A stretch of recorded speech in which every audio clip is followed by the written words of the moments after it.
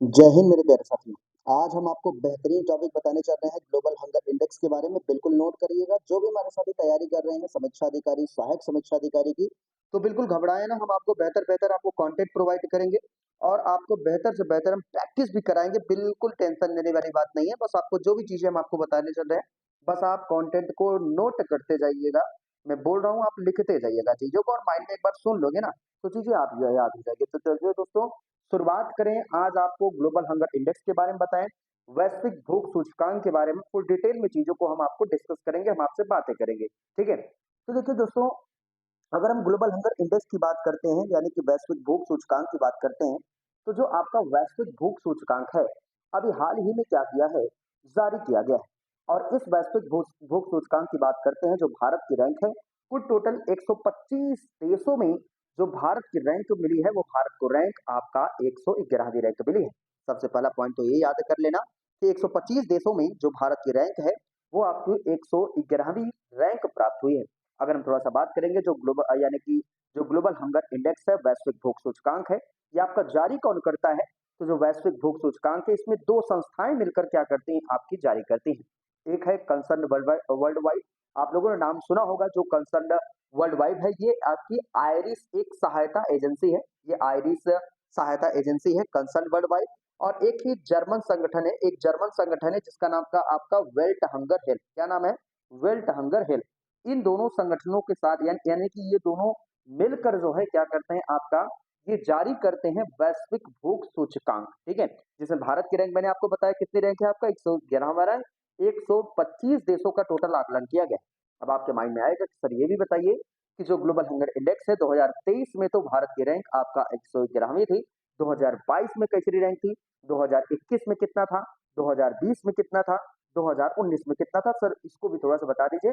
तो बिल्कुल हम आपको बताना चाहेंगे, तो बिल्कुल देख लीजिएगा भाई। 2023 में जो भारत की रैंक है, वो प्राप्त हुई थी आपका भारत को 111वीं रैंक। जबकि 2022 की बात करते हैं, 2022 की जो रैंक आपकी प्राप्त हुई थी, वो 121 देशों में। सबसे पहला पॉइंट आप समझिएगा, कितने देशों में रहता थी आपका? 121 देशों की बात है। 121 देशों में जो भारत को रैंक आपकी प्राप्त हुई थी, वो आपका 116वीं रैंक आपका प्राप्त हुआ था। यानी कि अगर 2000 2021 की बात करते हैं, 2021 में 116 देशों में आपका 101वीं रैंक, सॉरी सॉरी, थोड़ा सा एक मिनट देखिएगा। 2022 की बात करते हैं, 2022 में 121 देशों में जो भारत को रैंक प्राप्त हुई थी, वो आपका 107वीं रैंक प्राप्त हुई थी। ठीक है ना? 2022 में कैसी रैंक थी आपकी? 107वीं रैंक थी। 2021 की बात करते हैं, 2021 में कैसी रैंक थी आपकी? 101वीं रैंक थी। अगर 2020 की बात करेगा तो कैसी रैंक थी आपकी? 94 रैंक थी। 2019 की बात करेगा तो 102 रैंक थी।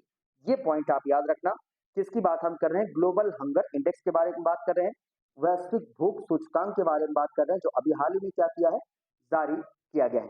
हालांकि कुछ पड़ोसी देशों की भी बात करें, आप कहेंगे सर थोड़ा सा पड़ोसी देशों के बारे में हमको जानकारी दे दीजिए।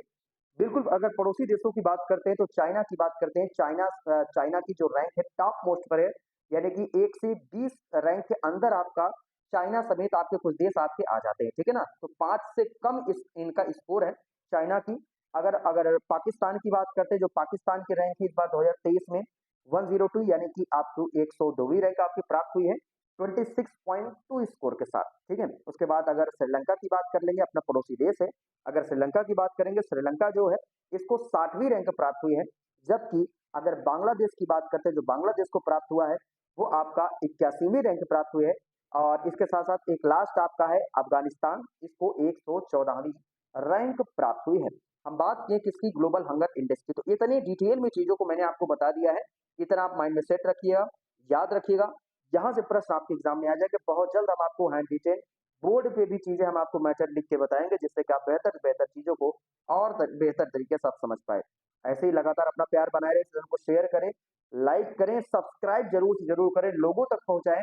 हम आपसे बहुत जल्द रूबरू होंगे, बहुत जल्द आपसे मुलाकात करेंगे। आपके अपने चैनल राहुल सर एक नई शुरुआत, इसके नया नामकरण हो चुका है एग्जाम प्लस नाम से। सभी साथी सेशन को शेयर करिएगा, लोगों तक पहुंचाइएगा। मिलते हैं आपसे नेक्स्ट वीडियो में। तब तक के लिए दोस्तों, जय हिंद, जय भारत।